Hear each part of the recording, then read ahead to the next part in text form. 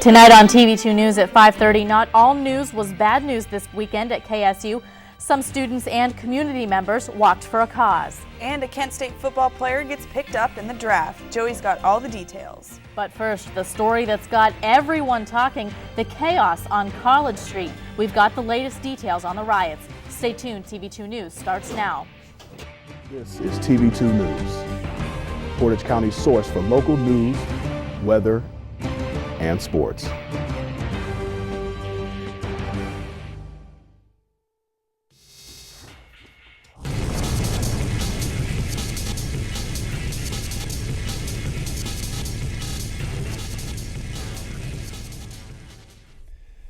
It was necessary for the officers to use non-lethal pepper ball rounds, stinger grenades, and baton rounds to disperse the angry and hostile crowd. It's the riot everyone's talking about, the College Fest chaos. Good evening, everyone. I'm Ashley Klinger. And I'm Julia Loper. You just heard from Kent Police Chief James Peach talking about what force was used to disperse the crowds. We begin our team coverage tonight with TV2 multimedia reporter Randy Zemnick in downtown Kent. Randy, I understand the police are talking today about how they handled Saturday's chaos. Yeah, Julie. Well, Kent City Police Chief John Peach says his department's handling of Saturday's riot on College Street was, quote, excellent. According to Peach, officers were walking up and down College Avenue throughout the day Saturday with little incident. That all changed around 7:45 when the police chief says officers arrested a woman for underage drinking, seen here on this YouTube video. She reportedly became very confrontational and apparently fell over in the process, which Peach says sent the College Fest crowd into a frenzy. Upon arriving of police cruisers and transport van to take away the arrested female, the crowd began throwing bottles, cans, rocks, pieces of concrete at the officers and the vehicles. The chief says that after the girl was taken away, many of the Kent police officers left College Avenue to regroup and get assistance from neighboring police departments. They then returned in SWAT gear around 9 o'clock to a huge fire in the street and began the nearly 1 hour process of clearing the area using rubber bullets, wooden pellets, and pepper spray balls. Now, many folks who were on College Avenue say the Kent Police Department went over the top, but Chief Peach says his officers acted appropriately. Typically those arrests, like what we had earlier, we go up, we tell them an arrest, it's very seamless, no problem. The only time when more force is used when people resist their arrest, and I can assure you I saw none that was overexerted. All right, guys, at the end of the night, 50 people were arrested for the incident, 25 of which were Kent State students. Most were charged with failure to disperse from the scene, a misdemeanor, which calls for a maximum $250 fine and a maximum jail sentence of 30 days. All right, that is going to wrap it up here from the Kent Police Station. We're going to continue our team coverage with TV2 reporter Kyle Michael Miller over at College Avenue. Hey, Kyle, what are people saying today over on College Avenue? Well, Randy, the students who are on College Avenue this weekend are definitely talking about the amount of force the City of Kent Police and other authorities used to help control the College Fest chaos. We know now that about 46 people were arrested this weekend on or near College Avenue, and that's where I'm standing right now. I'm at the intersection of Lincoln and College Avenue. You don't see the sign because students tore it down and burned it during the riot.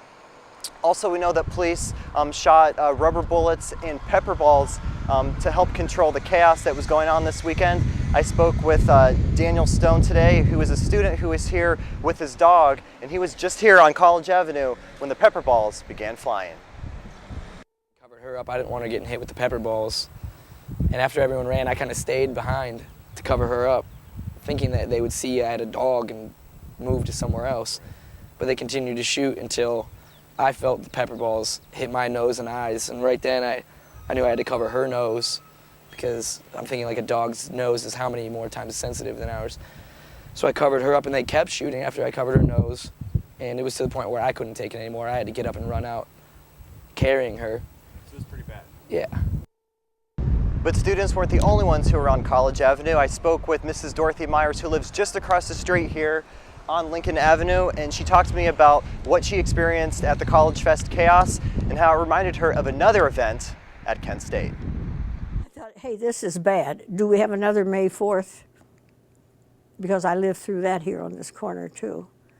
And Yeah, I couldn't believe that, if you call them a SWAT team, they were elbow to elbow across the street. And I thought, oh my gosh, we can't even go up my street to come home. It was just chaos. It was just terrible. I said, this is uncalled for, what was going on. Too close. So you've been here for 59 years? 59 years. Mm-hmm. Have you seen anything like this? No, not after May the 4th. And Julie, you know, we're only about a week away from the 39th anniversary of the May 4th tragedy. Now, Kyle, was there any damage to Mrs. Meyer's property? Julie, there wasn't any damage done to Mrs. Meyer's property, but she did tell me that on Sunday she had to go out and pick up some debris that was left over from the fire and a few beer cans that were in her yard. And I know that you were telling me earlier that she was worried about her garden on Saturday night, too. Yes, on Friday she planted a new garden. She had tomatoes and a lot of other vegetables that she wanted to use during the spring and summer, and she was concerned that on Sunday she'd go out and find it trampled on, but she told me today, and she actually showed me that everything is A-okay. There were only a few footprints on her garden, and she showed me what she has planted, and looks pretty good. All right, well, thank goodness for Mrs. Meyer's garden. Thanks, Kyle. And while police were dealing with intoxicated students, the fire departments were trying to keep everyone safe and put out the fire. That's right, Julie. Today, TV2 talked with Kent Fire Chief James Williams. The fire department had to fight the crowds of drunken students to fight the several fires that were set in the road that night. After evaluating their performance, he believes that they could have done a few things differently. So we allowed the police officers to work their way up to the street to a point that we felt it was safe enough to go put out the fire. In hindsight, we probably should have waited just a little bit longer. A number of our firefighters did get hit with bottles or cans or rocks or whatever. We really don't know. But. And once police started firing, students ran into houses to take cover. TV2's Lauren Mazza has more on one fraternity house that these students retreated to. Lauren, thanks for joining us. Oh, thank you, Ashley. Now, police fired at the Tau Kappa Epsilon fraternity house, who were not actually hosting a party, but students were trying to run into the house to run away from the police. With all of the ensuing chaos, students flooded into the house to avoid the melee on the streets. But one man didn't have time to make it inside and got an unexpected surprise. In front of my house, using my phone, and I heard them coming and telling us to get inside, and I started to walk inside, and they pulled me off my porch and threw me on the ground face first. Got some marks up here still. I had sunglasses on, and those are broken they got shattered into a lot of pieces, and the guy threw me on the ground and shoved my face into the ground, and then he put his knee on my back and on. As police arrested Clemente, people inside were closing the door when a pepper ball was shot into the house. People were trying to close the door and they shot a pepper ball at the door, and it actually went into the house. Once the pepper gas was in the house and we were told to get inside, it was almost worse because none of us could breathe inside. The people who were inside the house called the police to see if they were allowed back outside, but were advised that they would be at risk for getting arrested. Overall, these partygoers were trapped inside the house for 3 hours. Now, although it may have been hard for the people trapped inside the house to breathe, no injuries have been reported at this time. All right, well, the debate on who is to blame for the riots started, well, during the riots, and that's why Kent NewsNet wants to hear your opinion. We want to know who is in the wrong Saturday night at College Fest. As of right now, more than 40% believe both the partiers and the police are at fault. Log on to kentnewsnet.com to cast your vote. And many students are upset from the response, or lack thereof, from President Lester Lefton.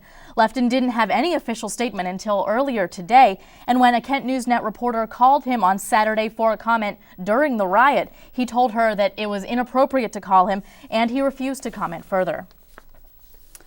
Lefton's statement through Flashline today said the university and community officials are exploring what happened and making plans to prevent an occurrence like this from happening in the future. He also hopes that the actions of those involved shouldn't taint the wonderful work being done daily by Kent State.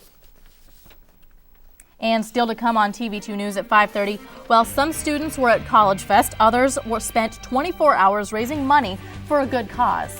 And one of Kent State's football players had something to celebrate late Sunday afternoon. TV2 News will be right back.